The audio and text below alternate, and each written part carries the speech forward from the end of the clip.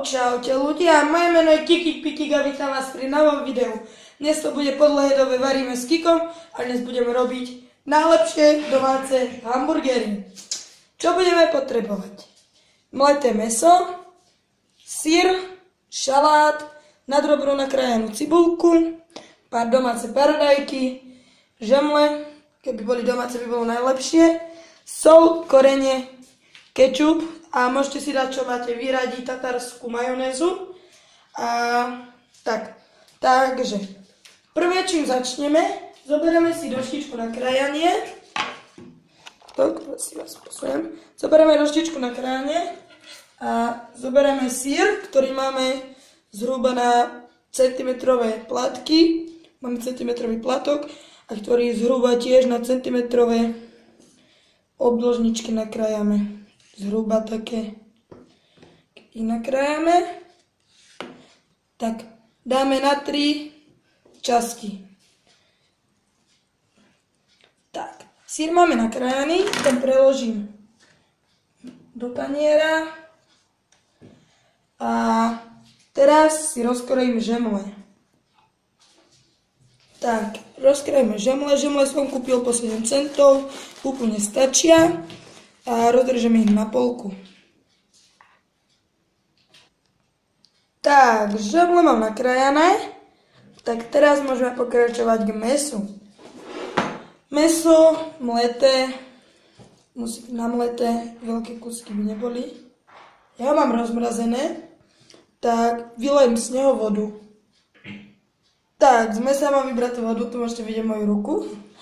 A tak, teraz zoberieme do hrstky mäso, takto nejako, spravíme z toho guličku. Či nie, vlastne zabudol som na jeden krok, že ma to napadlo, mäso dáme späť a okoreníme a osolíme. A nebojíme sa toho. A teraz mäso zamiešame. Tak, teraz zoberieme tú guličku do tej dlane, spravíme s nej guličku v rukách, položíme na stôl, takto vymodelujeme z toho vlastne hamburgerové mäso, zoberieme kúsok syra a uzavrieme do toho mäsa. A takto formujem všetky hamburgery.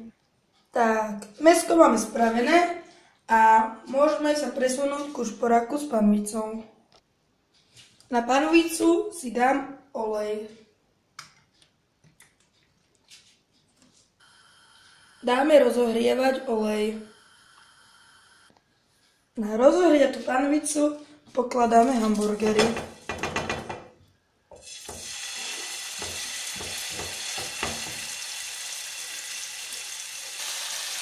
A necháme piec do hneda. Keď sú už do hneda, tak ich otočíme. A znova pečeme. Hamburgery som odstavil a teraz vám ukážem, ako vypadá jeden vo vnútri. Tak, mám ho nachystaný a teraz ho idem rozkrojiť. Okamih pravdy. A je upečený. A tuto na schvál som dával ten syr, aby sa tak pekne ten syr roztekal. Tak a ideme na žemle. Tak, žemle som si rozložil a teraz zoberiem kečup, zamiešam. Otvorím a na každú časť dám trochu kečupu.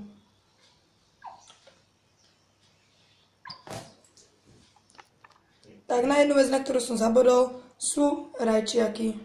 Tie si nakrájame na prúžky. Tak, rajčiaky sú nakrájané a teraz dáme do každého hamburgeru po 2. Boli rozložené. Tak, akurát mi to vyjde. Vypočtila veľký kianek. A rozložíme. A teraz na každý hamburger dáme mäsko. Teraz na druhú časť žemle dáme cibulku.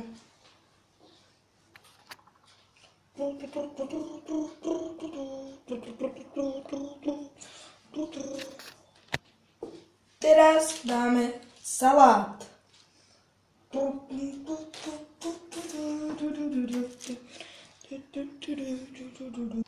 Teraz je najťažšia časť receptu, zaklapanie. Aspoň pre mňa to je najťažšia. Aby sa nám všetky suroviny nerozsypali, tak ideme 3, 4. No, tento drží. To ďalší drží.